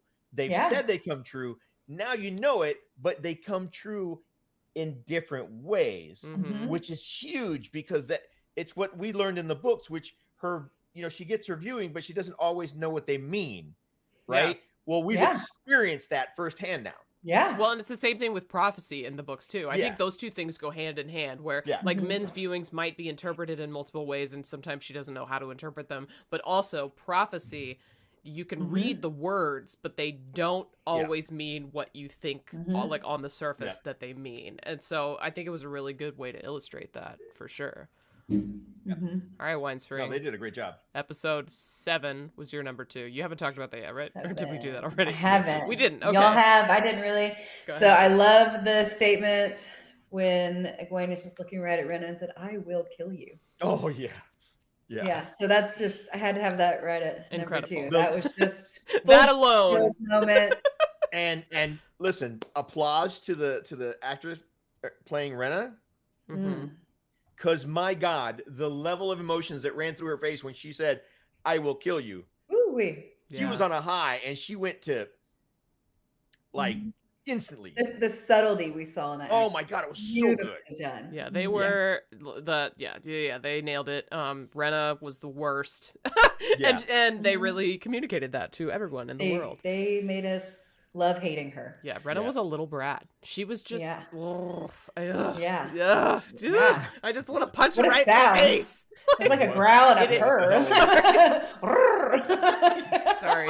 like Cardi B, but Wow. Cardi's something else. I'm Moonlight as Cardi B Carrion and impersonator. I B. knew I saw you that one night. She's a gleeman. Yeah. Okay, so 7 though, that one was also the primarily the main Swan episode of the season. Was that something that you enjoyed, Winespring? The Swan part? Yes. But Enjoy that. really the only thing that mattered was Egwene saying, "I will kill you." It was a big moment. It was a big, and and then she's braiding her hair at the end. It was just something they needed to show us, like for her character. We needed to see it. The same as, I think this is when we get the comment from Lan to Moraine finally, where he says, "I'm sorry it took me so long to do my duty." Yeah. And so you get to think back about all the things Lan's been doing in the background. Yeah. And as Lan being one of my favorite characters also, it was just like, yes, homeboy. Yes. You're doing it. You're doing it. Good there you job. are. We know you were doing it. We should have never doubted you. Neither should have Moraine. Like, look at you showing up, Not only that, but it showed how much alike they are. That while she was overtly doing research and studying, he was doing it covertly and trying to figure out how to save her. Yeah, and we get to see how intense that was for him when he visits Logain. Like he postured Logain. Yeah, he bitched him beautifully. Yeah. Beautifully. Well, he lied to his face. He's like, "I can say whatever I want to you." Yeah. Yeah, and Logain was desperate and fell for it, and that was lovely to see. And yeah, I loved everything about Lan in this episode. So Lan and Egwene really brought that, where the top 3 I was struggling with between 3, 7, and 8, like that. Those 2 lines brought it up for me to my second. Hold on, what is happening? Light blinded. Who are we talking? Light blinded fool. You talking about me? I don't know what's going on in there. I don't either. We already saw your number 1, Lan. We don't need to see your duty. I don't know. Oh, I get it. Oh, he did his my duty. Wow. I get it. His just number 1. now got that. That was a. You know what? Very well done. You better hand out a trophy, because Light Blinded Fool, I think you won the internet tonight. That was a confusing one, but okay. Yeah, but once you get it, I'll allow it. I also Once you get it. Mark Gibson in the chat also says Rena was the worst, but she definitely seemed to have drunk the Kool-Aid. Yeah, she was a believable Shan Chan. She was. Oh yeah. She was. Which shows us who the Shan Chan are too. Like, it's true. Yeah. She taught us about. They were shooting up the Kool-Aid, y'all. Yeah, their vibe, and it's the worst. Well, and they're raised. I mean, you realize that all of these Shanshan are raised right in that dogma or doctrine. Yeah, with that dogma. Like when they say, or when she says to Egwene, you're gonna die with that collar on, however long that takes, right? You immediately go back and say, okay, so people that use the power age slower. So now you're thinking about, what was the girl's name? Miri? No, was it Miri? I think so, Miri. Miri, the little blonde one that was pointing out the people at the channel. So think about that. She's super young, or she looks super young. How long has she been around? Right? She could have been in that collar for 100 years, 150, 200 years, who knows? So it's crazy that when she says that one line, the implications are that you could be in this thing for centuries. And that should break your spirit. Yeah, that should just kill you right there. Yeah, you should just give up. Yeah. Not Egwene? Nope. Not my girl Egwene. No. Okay, no, so no. one more thing. Yeah. I think y'all kind of mentioned it before, but we have the Barthanes on Veer moment, Oh, where she yeah. hears her son. Mm-hmm. So I good. still have the mind that maybe we'll see on Veer as a dark friend. So that's kind of why it's ranked high too. I That want to would see if there's be games being played. so there. interesting. Yeah, yeah. I still am going to hold on to that until next season. We can find about it. Honestly, I think that would be hilarious. Like, I would be into it. Like, actually, Yeah. she wasn't trying to protect the side of the light. She was trying to advance her interests as a dark friend. Because that's like, a dark friend. Yeah. That's interesting. That's a dark friend. It's interesting. It's interesting. Okay. Interessante. Why don't we, since Tavern and I both picked 8 as our number Yep. 1, I say we go to 3 as Winespring's number 1 first, so we can do the finale with the finale, if you know what I'm saying. All right, if you whatever. follow. Let me find my notes for 3. Oh, so much scrolling. 3 was the one, I'll remind the audience while you look, 3 is the one where Uno was lost, where we lost our boy Uno. 3 is also the one where Nynaeve's trial happened, Nynaeve's acceptance Yes. test. Those are the So highlights. the highlight for me was Nynaeve's trials. Actually getting to see those displayed for us was a big deal for me as a book reader, because Like, you know, cool. the archer, like going through the arches, is such a Yeah. vibe in the books, and I think they nailed it Yeah. like in the show, and that's why I put it at number 1. It was easy to watch. I would watch it again for Egwene. I would watch it again for Elaine. I want to see it. I think is it Ruiden where they also Meridian? Yeah. Meridian? Yeah. Like I want however to you say it. see more of that, like magic, you know, and Yeah. how they experience it, you know, according to what's, you know, important to them, what they're afraid of, what's going to happen in their future. All of those things, just, I think they nailed it. And then really, you guys, I want you to focus right now. This is the number 1 reason. Uh-oh. Episode 3. You I'm ready? ready. Yeah. Not even ready. Are you ready? I'm ready. I'm ready. Hit I'm me. ready. They said honey cakes, I think. 5 You- oh, times, okay. maybe. When They did say Leander honey cakes. brought Matt honey cakes? Is that what Yeah, they did break. And- Yeah. And then they're doing dishes. They're talking about honey cakes. We got the kiddo with some honey cakes. I just, you know, I feel like Rafe loves this fandom. He heard us bitching about bread Yeah. What is this bread? right here on the Why are Will we and talking- Chill why are Show, we talking right about here. bread? What is bread? Who cares about bread? Where's the honey cakes? And he said, "Here's your honey cakes, Will and Chill." He's in So the there you chat right go. now. He's in the chat right now, and he's like, He's "Thanks, hiding Christina. as somebody. Thank you." Yeah, there you go. Boom. It's the honey cakes for Winespring. It's the honey cakes. Okay. Honey cakes. Well, and Nynaeve's test, but the honey cakes mainly. It was the honey cakes.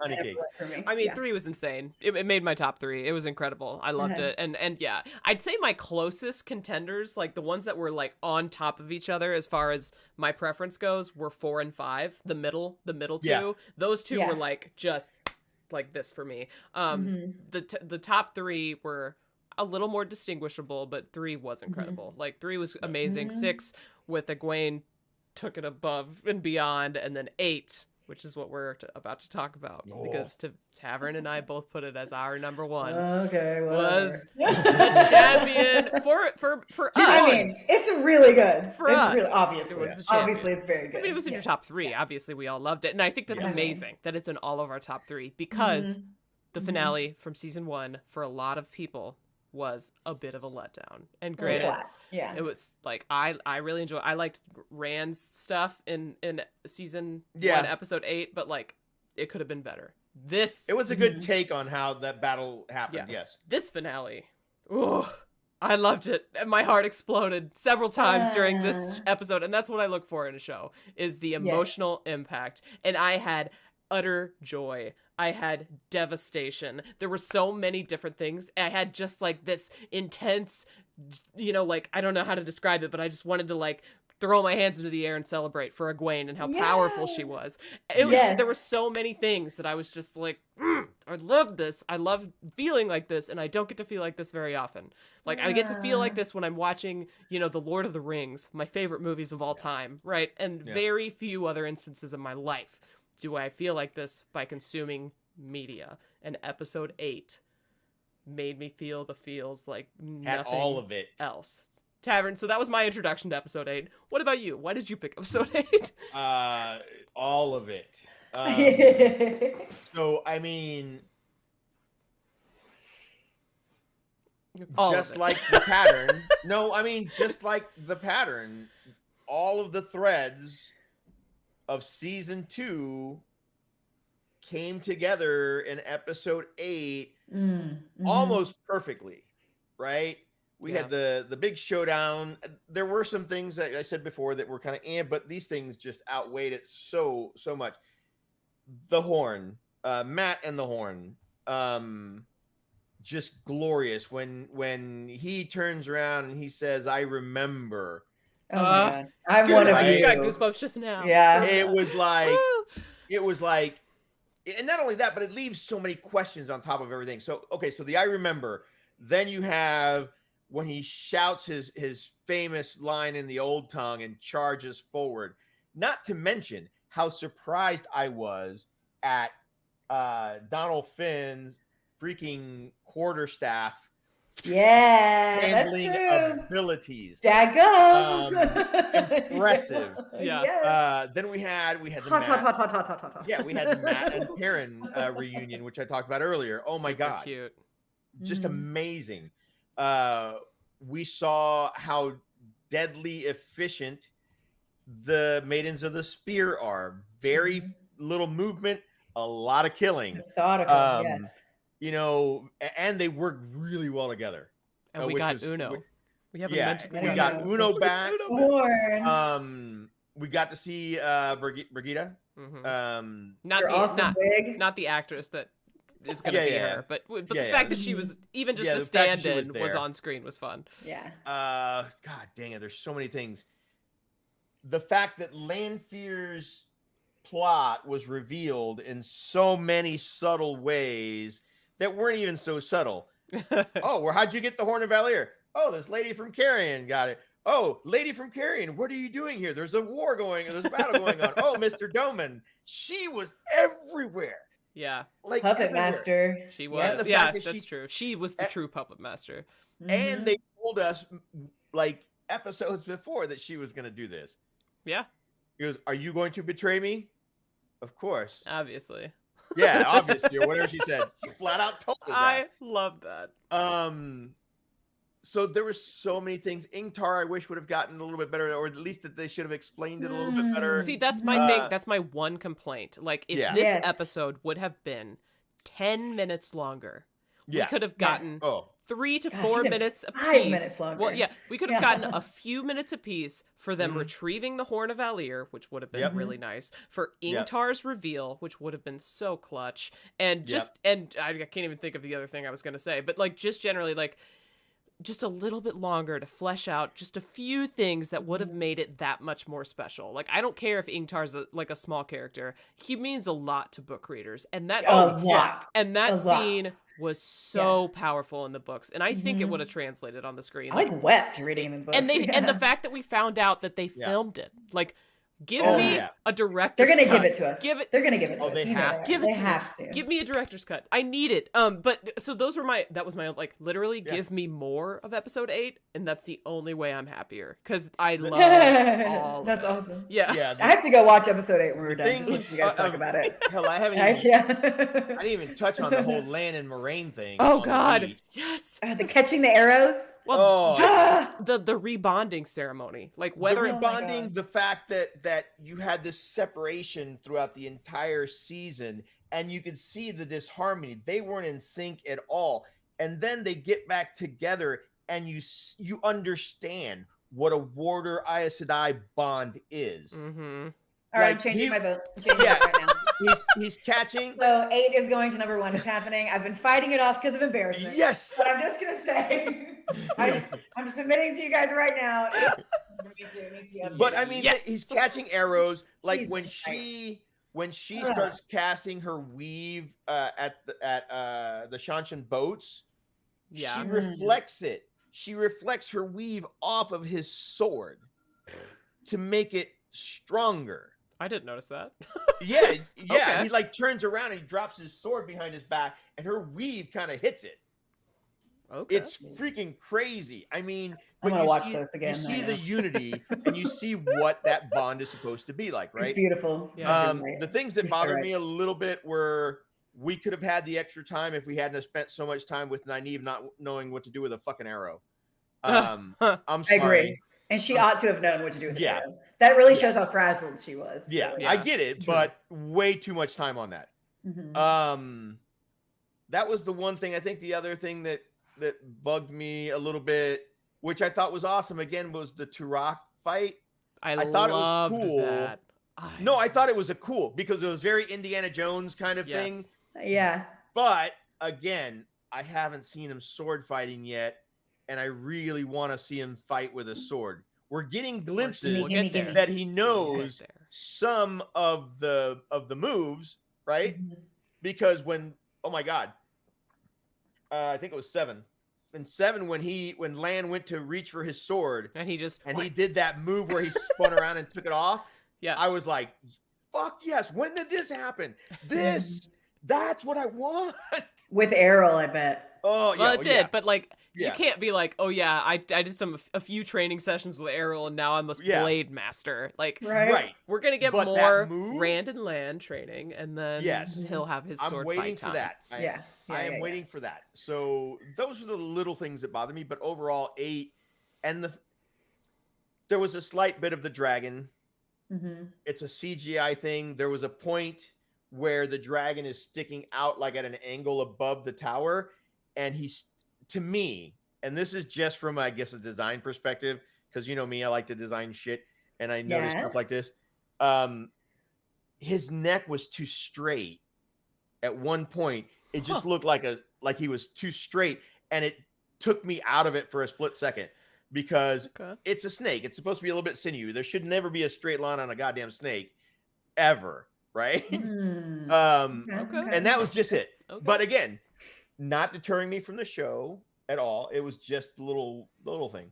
Yeah. I was worried about the sky fight. I think that was one thing that I had a lot of anxiety about. We were all like, how are we going to do super cheese? Is this going to be the cowboy singing in the sky music video that I had to show you? I think I showed you all, I think. It was hysterical.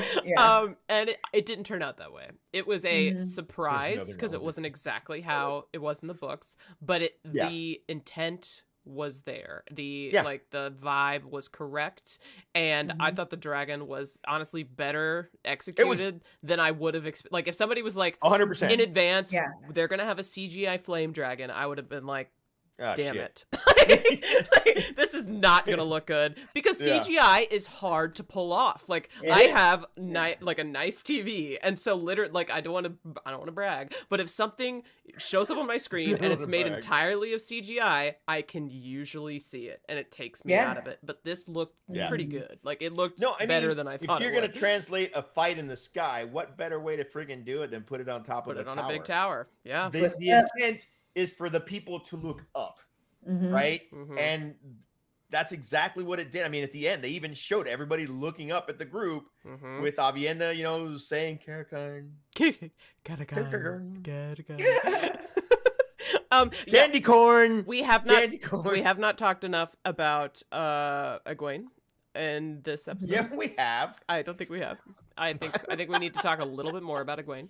I thought this was so good, and like all the complaints, like, she shouldn't have been able to hold her own against the Shamio. Like, she didn't. She was gonna lose, but then she got help from her friends, which was the whole point. She just bought them some time because Rand was having a problem. I just loved that. Hopper's death. Oh my God. Like that's when I cried. Like, that was devastating, absolutely horrible. And finally, like, Perrin is just getting beat down, like, with his wife and then with Hopper, and he had finally been in a place that he like was happy, kind of, and then he lost Hopper, and it was just like, it was so sad. And this is how much I think about that scene is, one, how did Hopper get there? Right? He's in the middle of a city fighting, and then it dawned on me that they mentioned it in earlier episodes.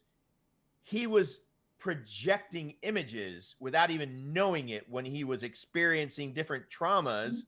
And so can you imagine Hopper seeing these images and following them through the city to get to him?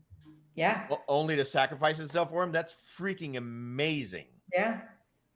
That was a good freaking scene. Yeah, it was an excellent scene. Yeah. Also, it built up the White Cloaks versus Perrin, which will lead so beautifully We're gonna into get some what's payoff gonna from that. happen in Yes, season 3.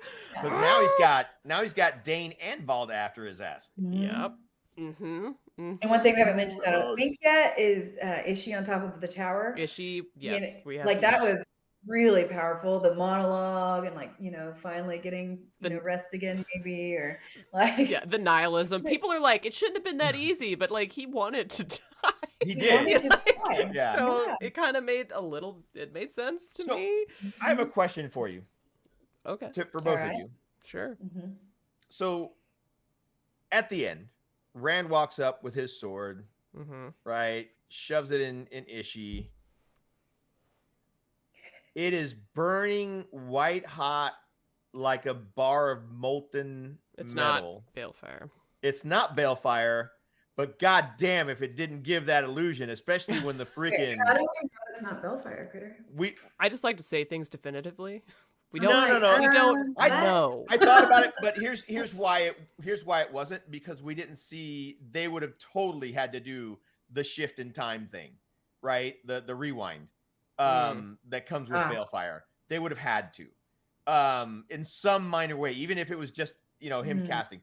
But his blade melted off, right? So all he has is the hilt, and so I'm wondering, if we go forward with his newfound control of certain things, especially fire, if now he moves forward with just carrying the hilt and casting a flame sword from the hilt. Like in the books, he had his flame sword. That would be kind of sick. That would be sick. I'm not mad about that idea. It'll be like the Star Wars lightsaber. Yeah, like a lightsaber. Just like the Star Wars, the thing. Comes alive when they use it. Dana Lee, we know it's not balefire. I know. I said it wasn't definitively. No, I know. Yeah, definitively. Even though when Critter speaks, we listen. I mean, I don't. Again, I don't know. Maybe it's balefire. I just know. Yeah, Sean the Gleeman, Ishii was holding back. He was. He 100% was. Oh hell yes.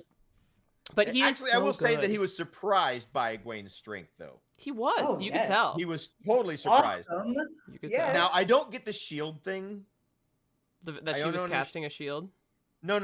I don't get the Perrin shield that Uno gave him, unless it's power rot and it helps, because what the hell was that shield doing to help Egwene? I think it was power. I don't know. I think it had to have been power. I mean, it came from a hero of the Horn. I feel like it had to be power rot. That's my explanation. That whatever. I just now noticed that my no admittance except party business sign is not there because I brought it downstairs for my Lord of the Rings marathon this weekend, and I didn't bring it back upstairs. So, LOL, it's gone. Shame. It's gone. For now, it'll be back. Gone. It'll be back.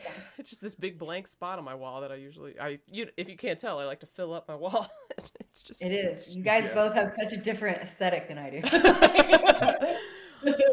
Okay, well, I feel like we've kind of comprehensively covered episode 8. And they were just, I think we can all agree that this season was such a delight to be a fan watching, and it was really hard to rate the episodes. There's not a single episode that I didn't enjoy. Oh no. Yes. Yeah. So absolutely. I do find it interesting that there are some that have a definite further, up on the list versus down on the list. Like if we average them all, it would be kind of interesting, but not that hard, honestly, because our rankings are all pretty close. Everyone, please remember that Winespring has amended verbally her list so that 8 is now number 1. Does it go to 837 now? Is that what it is? Yeah, 837. 837. All right. I love that for all of us. So we can then officially say that the Wheel and Chill Show's number 1 best episode of season 2 is episode 8. Episode 8. What are we doing? Do it, Weinstein. Episode 8. I'll clip this and put it on my TikTok. It's episode 8. So I'm sorry to everyone who was excited that Winespring picked episode 3. White Blinded Fool is so bad. He thinks 3 is the best. 3 is he's so mad. Talking about it, I couldn't help it. Like it was like, yes, I'm gonna end this stream and I'm gonna go watch episode 8. Your influence died. No. I think it's great. I think it's so good. And the episode 8, I was so worried, and it just had it paid. It was great. It was worth the wait, and it did not disappoint. I guess I'll say that. 100%. Great. Okay. Where do you think we're gonna? Okay, just question. Maybe the chat can jump in as well if they'd like to. Where do you think we're gonna kick off with episode 3? Season 3. I'm sorry, season 3. Yeah, we're gonna kick it off with episode 3 of season 1. No, I mean, I would season 3. I would love if they're all still in Falm, because I think this will be the last time they're together for a very long time, like all as a group. But I do think there's probably actually going to be a time jump, and I don't know where they'll all be. What do you think, Winespring? Maybe the cold open will be like the White Cloaks are already in the Two Rivers. It's a pretty big jump. Very interesting. That would be really cool. I mean, I'll hate it. Yeah. Because I don't want that to suck. Yeah. Don't take my advice, you guys. Yeah. I think episode, or sorry, God damn it, I don't know why I keep saying that. Season 3, and I'm not talking about the cold opens. Right? I'm talking about the season itself. We are definitely going to time jump. I think we'll time jump deep into the Tyr assault, and go straight into the Two Rivers arc with Perrin, like around the time where they basically show the contention between Rand having taken over whatever, and Perrin taking off to go protect the Two Rivers, and then Matt doing his thing like in the books. I maintain that Tyr will happen in season 4. You think it's 4? Yeah. Right. For 3? Yeah, I think Tyr and Carian will be kind of combo womboed with the Shido plot, and this is getting into a little spoilers. I'm going to be as vague as possible here, but I think primary plot for Rand and Egwene this season will be the Waste. Perrin will be in the Two Rivers. Nynaeve and Elaine will be off probably chasing the Black Aja, and I just don't know if we're going to get to see them all before they depart, and I hope so. I hope it's going to be a Rand and Egwene need to go here, like because of this reason. Perrin knows that the White Cloaks are going to go for the Two Rivers because they know where he's from, and he's, it makes sense. Like if they all just bail and they're like Rand is in the Waste, Perrin's in the Two Rivers, Matt is God knows where. Yeah, maybe under a house. Yeah. I don't know. and so like if they're all in their own respective places right away, it'll be pretty confusing because it's like you were just together. Why'd you leave? They could always do the like flashback to how they got to where they could. Like I guess they could do an interesting storytelling strategy where like the cold open is like why they leave, and then they show them where they were going, but then like each episode would basically only be able to focus on one particular arc, which we don't want. Which we don't really want, I don't think. Well, I don't even think that, because I mean, think about it. Look how they're doing it now. They're knocking out like 3 or 4 arcs at a time in each episode. And it's good. Well done. It's good. I think like there's a lot of information happening at once in each episode. And so I don't know if people who have never read the books are like ingesting as much as they're putting out a lot of info. Like they are putting a lot of stuff out. Yeah. So I don't know. I think they can pull it off. Which Forsaken are we getting next season? Ooh, Moggy for sure. Well, Moggy. Oh, yeah. Oh, well, yeah. I feel like Moggy's in. We didn't even mention her when we were talking about episode 8. Tavern and I didn't. And she was a highlight. She was great. Oh yeah, we didn't talk about it. She was freaking insane. Oh my god, she was so amazing. Good. Perfectly creepy. But Asmodean, I think also. Yeah. Oh, why am I leaning so far? Okay. I think Asmodean. He belongs. You think Asmodean? Yeah. I'm not going to spoil why, but yes. Yes, I am. I think he'll be there. Just based on certain locations that they visit. Yeah. Oh, listen. Yes. Insider information. Good. Hey, Winespring, did you know that shills get insider information? No. Yes, based in the books. No. based on where they go in the books. I'm just trying to poke at Kritter and see if no, I'm a shill. she bites back, and she did. She makes me disappear. Like, did you forget what happens in book 4? Because that's literally what happens. No. No, I mean, I still think they could pull off the separation, and it depends on what plot lines they keep. I mean, seriously, it's gonna be tough. We know we're getting the two rivers, Mm-hmm. at least, yeah, and we're getting Fail. Mm-hmm. Oh, yeah. So they have to do that meet at some point, unless they're gonna say that they meet while still at Falm, right? In the aftermath of the whatever. That would be an interesting way to go Or about it. they're still in Falm, and somebody, word gets out that the Horn of Valir was blown in Falm, and so a bunch of freaking hunters for the Horn show up. Yeah. That would Right? make That'd be lots of sense. interesting. That would make a lot of sense. So Yeah. so that's a possibility. I saw somebody in the chat say that Gawain might do all of her Wise One training from the tower or from somewhere else, which would be. Awful. I get it, but I don't like it. I would not be happy about that at I all. don't like it. I need her to be We will wearing revolt. the skirts and the blouses. I need her Yeah. to be in the waist. I want her to Carrying, fully immerse carrying the herself. water, Mhm. doing all the things. Her study abroad needs to happen. Okay, you can't study abroad from, long distance. Her study abroad. Yeah, it has to. It's one of my favorite plots, so it better It is pretty happen. good. I do It enjoy is that so plot. good. Yes. Yeah. All right, so I feel like it's about time that we wrap Yeah, where up are we? because we're getting to the end of the road here. I appreciate everyone in the chat for hanging out and giving us your input on everything. And yeah, never forget about Morghese. I see you, Alana Rose. Yeah. We're gonna get Morghese Smash that like button, people. and Elida. Yes. It's so Ooh. exciting. And yeah, if you haven't liked the stream yet, please like it. Well, let's just, as we always do in every Wheel and Chill show, do final thoughts. And you're welcome to talk about whatever the heck you want. Doesn't have to be about what we talked about today. Winespring, you seem ready. Well, I just gotta say, it says a lot about my character, how humble I am, and willing to. All right, don't you love that joke? How humble I am, and that I was willing to change episode 8 to number 1. Yeah. I just Yeah. want to celebrate myself for a second and identifying how freaking epic the finale was, you guys. Let's all go and just watch them all again. Keep those rankings up for the show. Make sure, Prime Video knows how important it is to continue making this show. Go watch it.